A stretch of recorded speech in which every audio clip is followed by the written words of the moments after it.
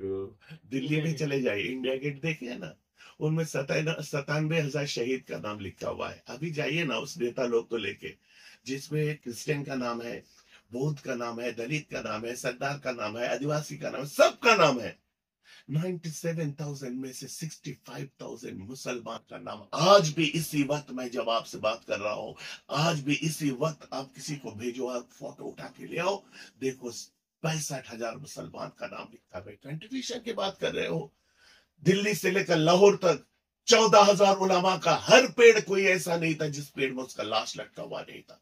Contribution की बात कर रहे हो, क्या आप नजरअंदाज कर सकते हैं अशफाकुल्ला खान की शहादत को?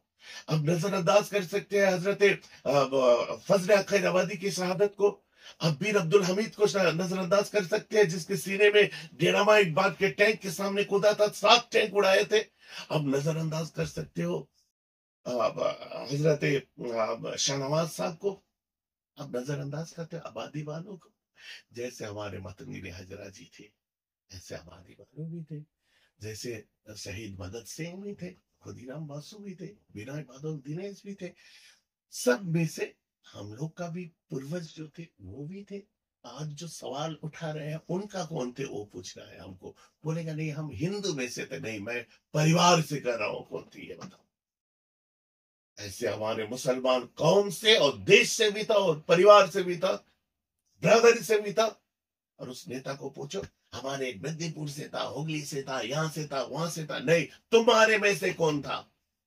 ऐसे दर्द दिखा रहे हो हमारे सामने। माँ को समझा रहे हो मासी कौन होता है, मासी को समझा रहे हो मेरे माँ कैसी है। ये सब मैटर ऑफ रेडिकुलस आइडिया। और अब मैं इसके ऊपर डिविजन, हिंदू मुस्लिम सिख ईसाई, सारे धर्म के, सारे जाति के, सारे कष्ट के, सबका कंट्रीब्यूशन था भारत के आजादी में। इन लोग का नहीं था। ये लोग कहां थे? इतिहास खोल के मैं दिखा देंगे, और ना इनका चप्पल मुंह में लेकर सारे हिंदुस्तान घूमेंगे हम। इन लोग ज्यादातर ब्रिटिश में नाम लिखाया था, ब्रिटिश सेना में। क्यों?